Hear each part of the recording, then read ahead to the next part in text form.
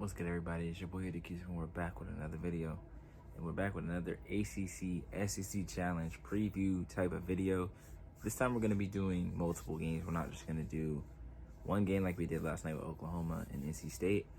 I will say, before we get into this fully, I said the key to this game, the key to that game was Aaliyah Chavez being efficient.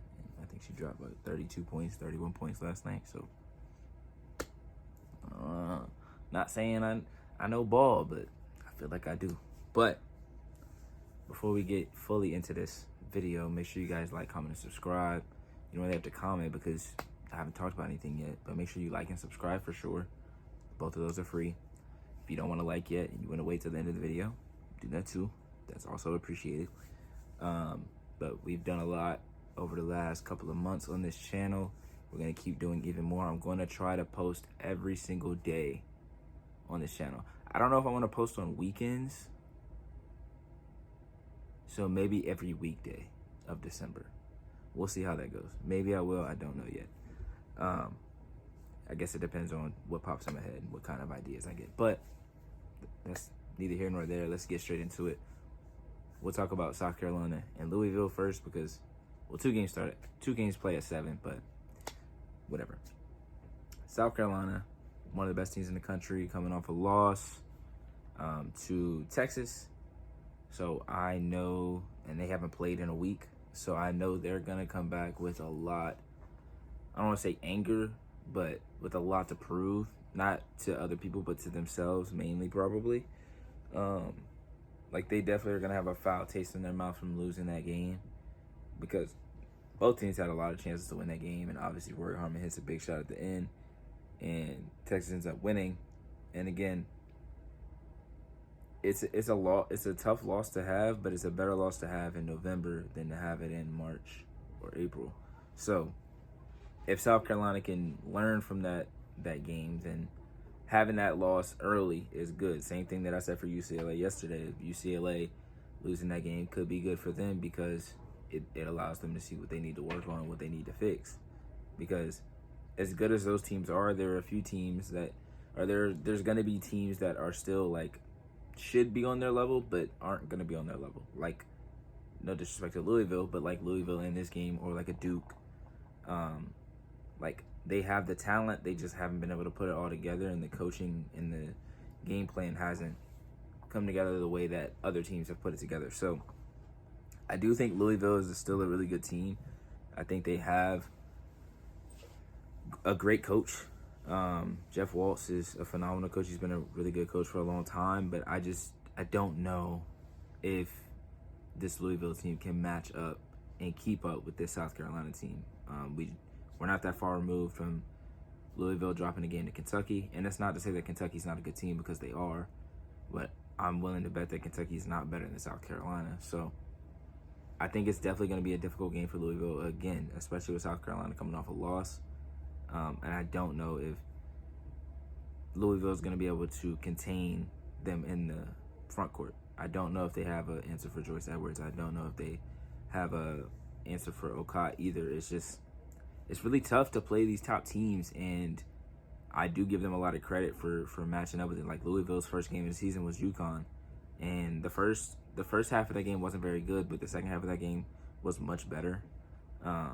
To the point where people were looking at UConn at like, oh, y'all kind of let that game slip away. Not slip away, but like y'all were winning by a bigger margin. They still ended up winning by 13, but that game was way out of hand. And then at some point it got, I won't say too close, but it got close enough to where people were like, that's a little interesting. So I do think Louisville is going to come out with a ton of energy. Hopefully their crowd comes out and gives them a good atmosphere. Obviously, South Carolina plays in a great atmosphere, so it's not like they wouldn't be used to it. But I do think being able to feed off a home crowd is the biggest way, especially in college basketball, is the biggest way, college football too, is the biggest way for upsets to happen. And I'm not saying the upset is going to happen, but if it is going to happen, a big part for that, or a big reason for that, would be the atmosphere, the crowd being on their side, and just giving them so much energy and so much confidence that sometimes these crowds can make you play like way better than you really are. And that's not a disrespect to anybody that has been on a team that's upset someone. It's just, it's clear as day. Like you can see it. You can see it when you watch certain teams and certain players. Like, oh, they haven't done this all season, and then in a certain game they go out and they drop 18 to 20 points, and it's like, okay, they probably won't do that for the rest of the season, but you only needed them to do it for this one game. You know what I mean? So. And that's not to say that Louisville is going to have someone. That's also not to say that they can't. Like, I don't think this is just you wake up and if South Carolina plays bad, they still win this game by a lot. Like, South Carolina's going to have to play their brand of basketball to win this game. But I think if they do play their brand of basketball, this game probably won't be very close just because of how dominant South Carolina can be when they are at their best. When they play their style of basketball, their brand of basketball, and they play fundamental, like, I'm trying to think of the right word here.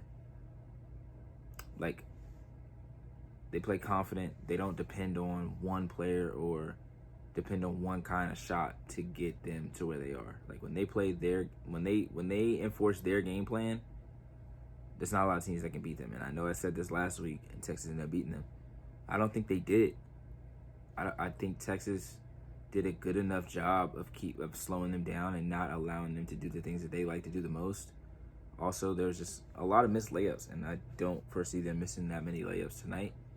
So, yeah, this is going to be a tough game for Louisville. I do like Tajana Roberts. Big fan of her as a point guard. I can't wait to see what she does in a game like this. But, yeah, it's a really tough game for Louisville. They just don't have the talent to keep up. Like, I think the coaching... Sorry, I got a notification about Jaden Daniels, so I had to check that out real quick. But I do think... What was I saying? Look how quick I just got off track. Was I talking about South Carolina or was I talking about Louisville? I don't remember.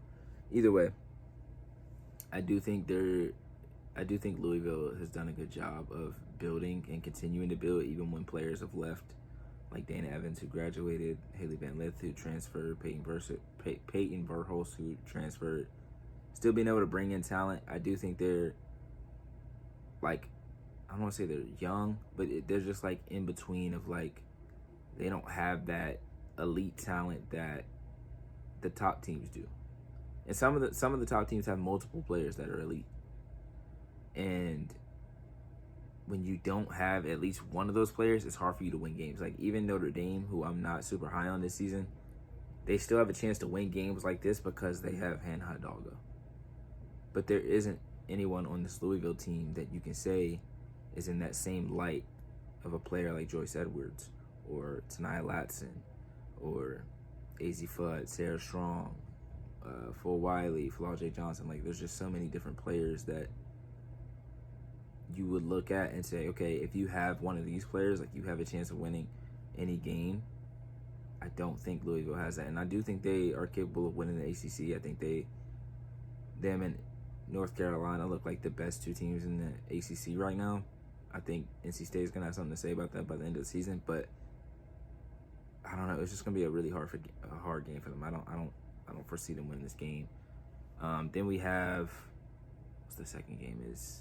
Texas and North Carolina, which I think is kind of similar to the South Carolina and Louisville game, but I do think North Carolina probably has a better chance of, they actually have a pretty good chance of beating Texas.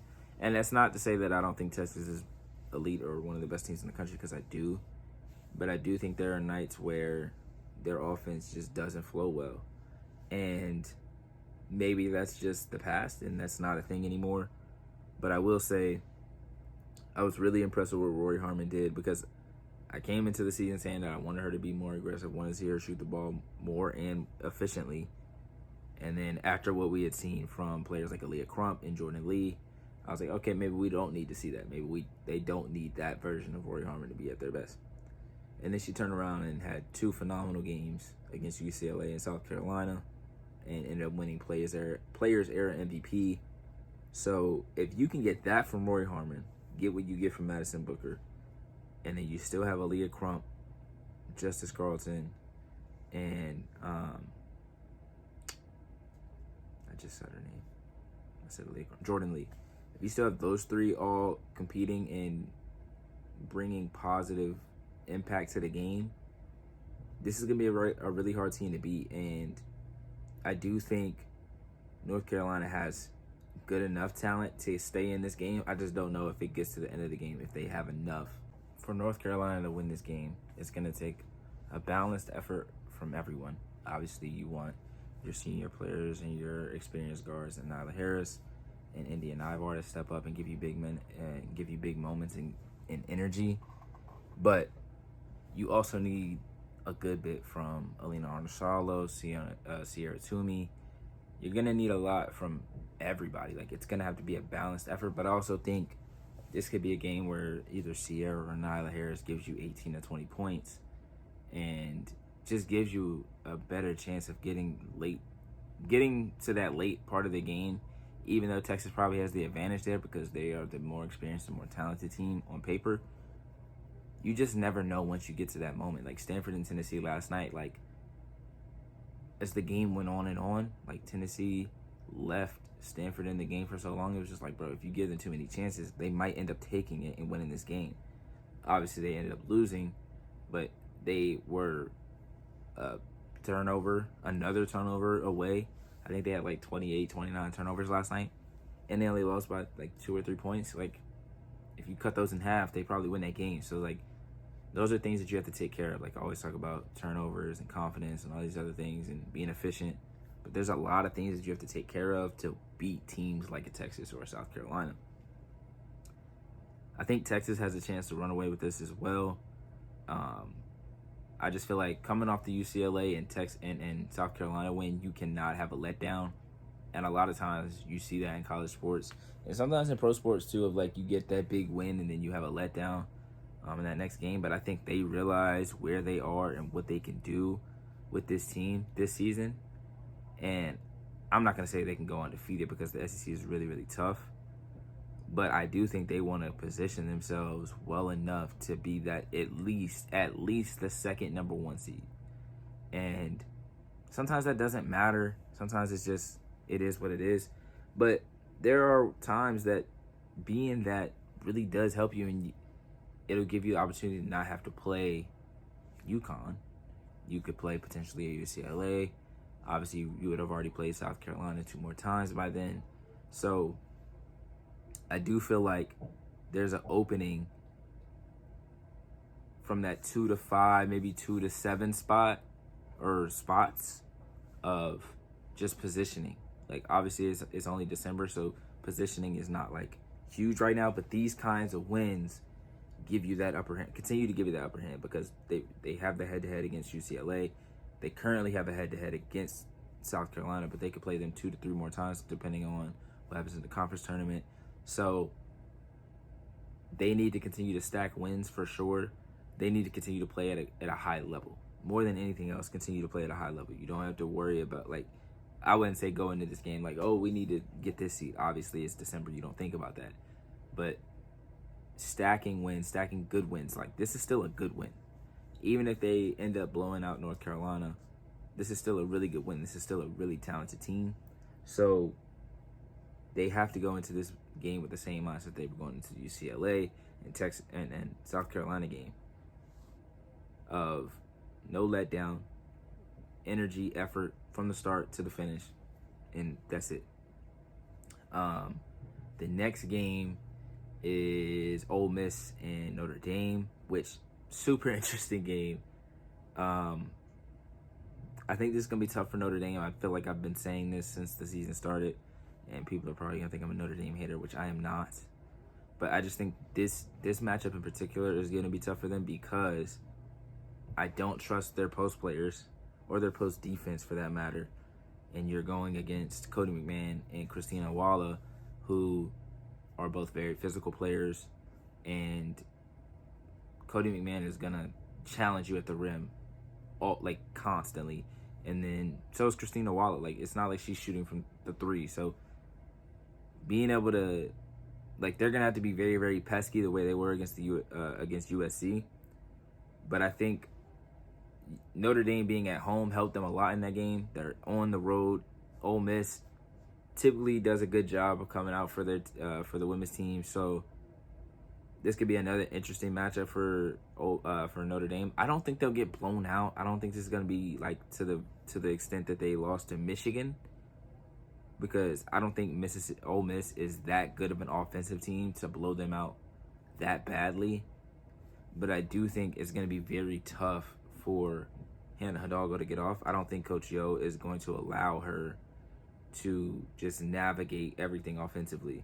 And I think Ole Miss is a team that'll be more cautious of just picking the ball up and putting the ball in harm's way with Hannah Hidalgo around. I just feel like Coach Yo is going to be on them so much about that there's just no way they allow her to go out there and get 5 to 6 steals and really just change a game. Because say what you want, those steals do change the game, because when she gets a steal, especially when they're at home, when she gets a steal and she gets a layup or a fast break layup for her teammate, the energy that gives to her team and gives to herself is huge. So you don't want to give her more and more opportunities to do that. So I do feel like Coach Yo is going to be talking about that and has harped on that over the last couple of days of going into this game, and probably all season. I mean, I'm sure, or all preseason. I'm sure they've talked about the games that are important for them on the schedule, and this is one of those. Now, the guard matchup, I do think Hannah Hidalgo and Vanessa De Jesus could end up winning, but that post matchup is it could be so drastic that there's not even an opportunity for those players to really impact the game that much more than the guards do for Ole Miss. Now, I will say, outside of Cody McMahon and Christina Waller, there's not phenomenal shooters on Ole Miss's side. So there are ways for Notre Dame to pack down in the paint and be a little extra aggressive, trying to go for steals and trying to knock the ball away and make it more difficult for those post players. And Cody McMahon is a player that is capable of getting in foul trouble on the offensive end. So I'm sure Notre Dame is looking at that as well. Like, if you get an opportunity, take a charge, because there are times where she can be a little, I don't want to say reckless, but she can be a little too aggressive and ends up getting a foul here and there. So that's another thing to look out for. If Cody McMahon gets into foul trouble, I do think Notre Dame has a really good chance of winning this game. So that's one thing to look at for sure. And then the last game, LSU and Duke. Now, 3 weeks ago, this looked like a really good game. Today, not so much. And I don't mean to disrespect Duke. It's just they're 3-5 at this moment, and we expect them to be a lot better. And I'm not. This is not a knock on LSU at all, because, again, like I said, with UConn and the teams that lost their players to the portal, they could not foresee Duke playing this poorly. They also, I don't know how much they have a choice of who they play in these ACC, SEC challenges. So, and I don't know if there's an ACC team that I would have said would beat LSU regardless. So that's the thing, is like people that I was arguing with in my comments, I feel like they thought that I didn't respect LSU. Like, I do respect LSU. That's why I expect more of them. I expect them to play better teams, because I think they could beat a lot of teams. Like, just because I say, like, oh, you haven't beaten this team doesn't mean I don't think you can beat them. No, I think you could, but you haven't even played to give yourself that opportunity to beat them. But that's neither here nor there. Duke, the problem for them the last couple of years has been the half-court offense. Their defense is phenomenal, but the half-court offense, the lack of shooting, the lack of creation, has always been tough for them. Again, their defense is awesome. Defense is phenomenal, one of the best defenses in the country. But if you can't score, it's hard to win. Like, your defense isn't that good to where you just can go out there and be inefficient almost all over the floor and still expect to win. Toby Fournier is phenomenal on both sides of the ball. She's averaging 15 and 6. I'll round it up, say 16 and 6. 2.5 blocks, 50% from the floor, 44% from 3. Got Ashlyn Jackson shooting 34% from the field. Tayana Mayer shooting 34% from the field. It's tough to, like, and I said this about NC State last night or yesterday, but it's hard to win when your starting guards not only can't shoot, but and I don't think Ashton Jackson can't shoot. I think Ashton Jackson is a pretty good offensive player, but it's hard to look at. It's hard for these other teams to go against them and fear them. Like, there's a lot of players that you fear. I don't know if there's a player that you fear, maybe Toby Fournier, but I don't know if there's a player that you fear when you're going up against Duke, offensively at least. And that's a problem. I love Delaney Thomas's game. I think she's going to be really good, but I don't know. It's just not enough around. There's just not enough versatility offensively. There's not enough shooting, not enough creativity for all these different players to show what they could potentially do in an offense. Jaden Donovan is averaging 2 points per game this year. And she is not that far removed from looking like one of the better players in the country. And now we're looking at her like, I don't even know. Like, we saw her in the first game against Baylor, and they just weren't even guarding her, and she wouldn't shoot the ball. So it's hard to be a really good team when you're doing that, and you're playing really good competition as well. Like, it's not like Duke is losing to really bad teams. Like, they're playing good competition. They lost to Baylor to start the season. They lost to SC or South Carolina and UCLA back-to-back. They lost to USF before that, and they lost to West Virginia. Now, the West Virginia loss was crazy because they had 5 players. That loss is crazy. And I'm curious to see what they look like when they start ACC play. They play Virginia Tech after LSU this weekend, and then they play South Dakota State like a week and a half later. And South Dakota State is a really good team. I love South Dakota State. Obviously, they lost some players from last year, but they're still really good. So that's another interesting game because that team can score at a high level. Now, Duke, again, elite defensively, but that team can score at a high level, so it's going to be tough for them. As far as LSU, this is their first quote-unquote test of the season. And I really want to see how they just kind of mesh. Like, if they have a slow start, who's the player they look to make a play? How do they get out of different situations? Like, if they go on a drought and Duke goes on an 8-0 run, what do they go to? What play do they run? Who are they looking to get them out of the situation? How do they handle the situation? Because there's a lot of new players, including Malaysia Wiley, Grace Knox. Like, there's a lot of new players that are in this system that have either not had to do it because they were in high school or did it with a different team. Obviously, Michaela Williams and Philauja Johnson, 2 of the best guards in the country, as is Malaysia. So they would figure it out. I don't think there's a world where they end up losing this game, even though it's in Duke. I don't think there's a world where they lose this game.